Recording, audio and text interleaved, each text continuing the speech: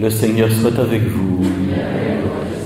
Évangile de Jésus-Christ selon saint Jean. Il y avait un mariage à Cana, en Galilée. La mère de Jésus était là.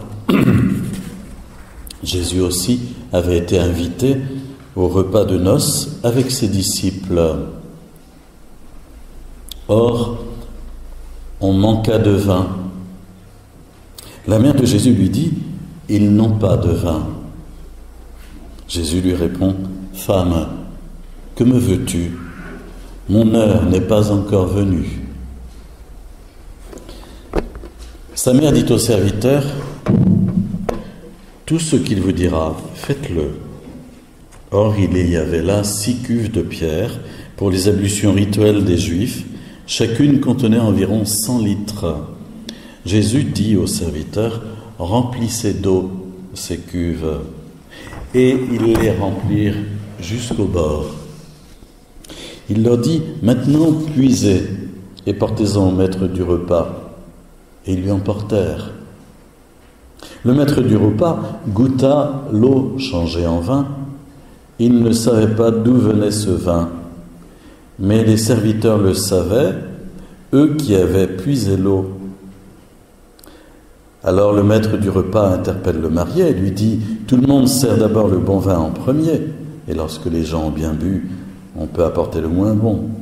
Mais toi, tu as gardé le bon vin jusqu'à maintenant. » Tel fut le commencement des signes que Jésus accomplit. C'était à Cana, en Galilée.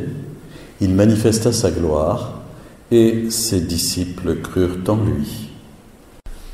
Alors, on va juste prendre quelques petits instants pour réfléchir un tout petit peu sur ce premier signe de Jésus. Je vous ai dit tout à l'heure, il y a 3 manifestations de Jésus qui se suivent dans la liturgie. Jésus qui se manifeste comme le roi du monde quelque part, c'est l'épiphanie. Il est adoré par les mages qui sont venus lui apporter des présents.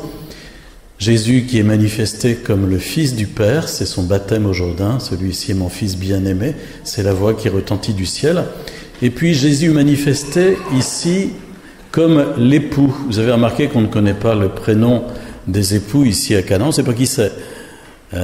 C'est quand même curieux parce que sur un faire-part de mariage, généralement on met les noms et les prénoms. Mais là on ne sait pas qui c'est, et à vrai dire, si on a bien écouté la première lecture tout à l'heure, où le Seigneur, dans l'Ancien Testament, disait « Celui qui t'a bâti t'épousera, il sera ton époux, ton Créateur sera ton époux. » Jésus se manifeste comme l'époux de l'humanité. Il est venu pour faire quelque chose qui est très important, essentiel, c'est de nous élever vers Dieu et de faire de nous des enfants de Dieu. Est-ce que vous pensez que Jésus est venu pour changer l'eau en vin tous les dimanches ? Pour multiplier les pains 3 fois par jour, ça ferait d'ailleurs quelques problèmes de chômage à côté. Pensez-vous que Jésus soit venu pour cela ? Non, ce sont des signes qu'il a donnés de quelque chose de beaucoup plus grand. Ici, l'eau changée en vin, bon, ça a dépanné les gens bien sûr, mais Jésus ne s'est tout de même pas fait chair parmi nous pour jouer au sommelier, vous comprenez bien.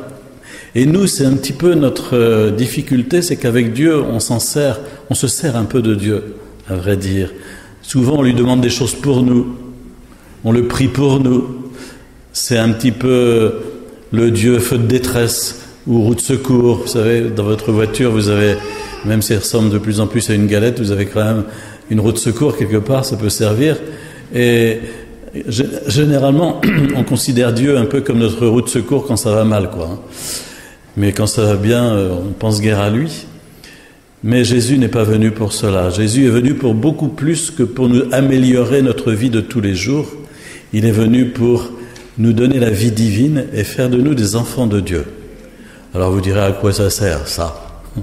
Ça sert à aller au ciel, ça sert à rentrer au paradis, ça sert à être pour toujours avec Dieu. Notre vie sur la terre, elle n'est que passagère. Et un jour, nous allons entrer dans la gloire de Dieu grâce au baptême et à une vie fidèle à la parole de Dieu. C'est cela que Jésus a voulu pour nous, c'est beaucoup plus que de nous donner quelques pains supplémentaires ou quelques verres de vin d'un bon cru. C'est beaucoup plus que cela. Seulement, avons-nous faim, avons-nous soif de ce que Jésus veut nous donner? C'est la bonne question qu'il faut nous poser. Alors ça tombe bien, aujourd'hui on va accueillir 2 enfants qui veulent recevoir le baptême et qui sont un petit peu en âge de scolarité. Et aujourd'hui, ils vont faire pour la première fois leur demande de baptême. Vous savez qu'en âge de scolarité, le baptême se déroule en plusieurs étapes. Et la toute première, c'est la demande de baptême. Ça dure quelques instants, mais c'est le début du cheminement.